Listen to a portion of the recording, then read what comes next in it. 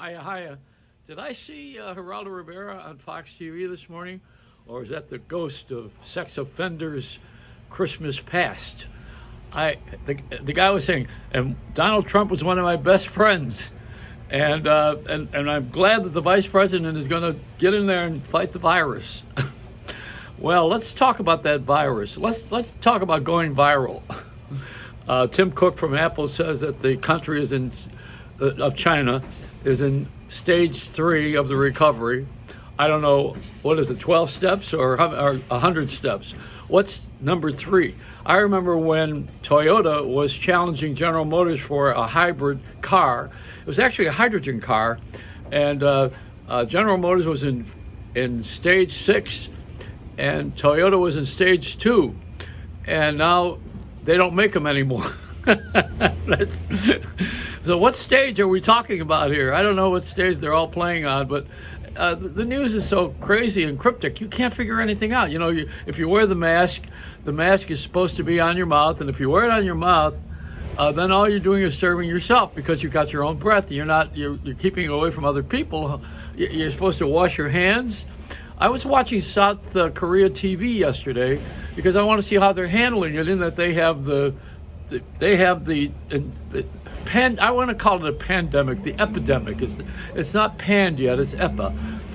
The demic that we're watching is that you have to wash your hands, don't touch anybody, use an elbow, so now all of a sudden everybody's in the urban community. Hey, how you doing, man? What's up? So that handshake is gone now. Except if you use that Perel. Now there's another product which is it's alcohol free. What's that called? Hands free or something? And you wipe your hands. They ought to use that on Wall Street. That's where they need this crap.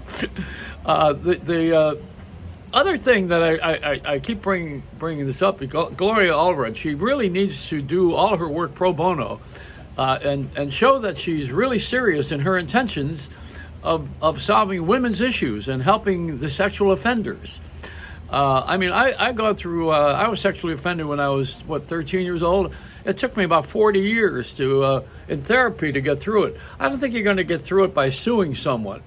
If I ever sued the person who offended me, or not offended me, who seduced me, I would probably not enjoy the money so much. It's not about that. It's about having yourself feel good about yourself and how you know that you are worthwhile and loving. I'm lovable and worthwhile. That's one of the chants. But you have to do a lot of therapy work on this. This doesn't just happen because some lawyer comes in and sues someone. That's not the end of the issue, and nor is it going to be enough to make up for all of the ills of life in the childhood.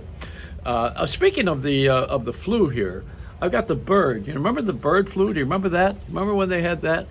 That was a pandemic or an epidemic. There was the cow flu. Remember that one?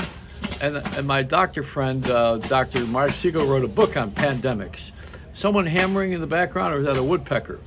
You know what we did to get rid of the squirrels in the neighborhood? I got to show you this. You're going to love it. You know what I did? I got myself something really cool. I bought an owl. What? Scared the hell out of everybody. That's how you get rid of squirrels, and also other birds. I think this bird doesn't want to see me hold the owl.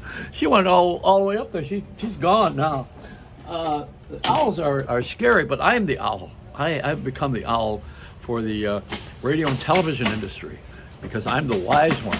Yes, sir. Stop hammering, will you? It's like watching CNN. So what I'm going to tell you is this: disc jockeys and radio and television people. They now the late night hosts come from stand-up comedy. All of them, all those guys on late night television, they come from stand-up comedy, which is one-dimensional.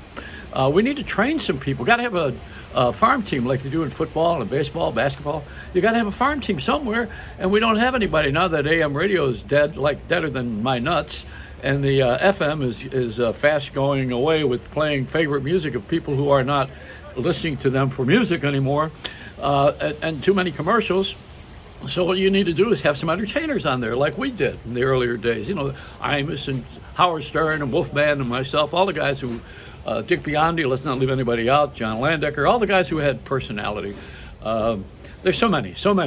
and too many to mention right now. But I want to tell you that the way that George Carlin, who is probably the father of verbiage and dirty language and anti-religion and the funniest guy on the planet, George Carlin was a disc jockey. Did you know that? He didn't start with stand-up comedy. He started as a DJ. So if you have an interest in, and you're funny, and you think you are, or you're interesting or entertaining, and you want to be on the air, grab a mic and come over to my house. I got a nice porch here. And you know what? I will be your protector. I'm the owl. Because old DJs never die. They just seg away.